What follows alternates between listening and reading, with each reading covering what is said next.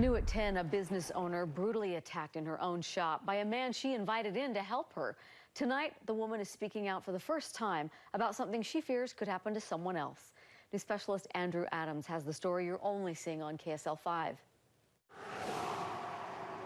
In the heart of small-town central Utah, it would have been impossible to see coming.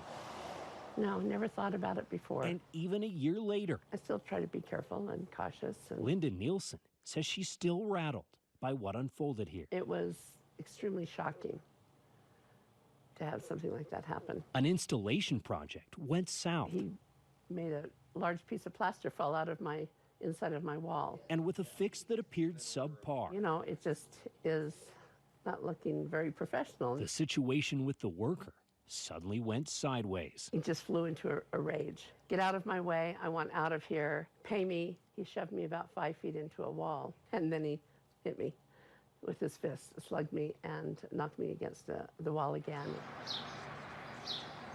If only someone outside would have heard the struggle.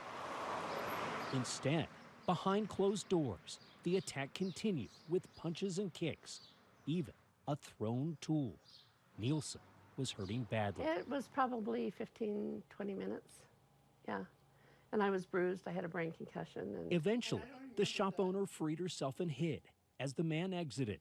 The fact that he got 3 days in jail and probation is almost beside the point. My concern is that this happens frequently, I think, more frequently than we know. Nielsen is finally sharing her story with others in mind. Because I would hate to have that happen to someone else. She says if it can happen here, it can happen anywhere. I think people should be aware that these things can happen, even in a small town like this.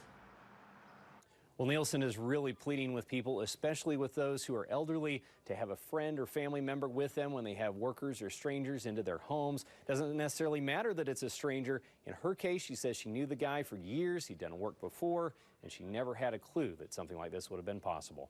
Back to you. Wow, glad she's okay, at least physically. Thanks.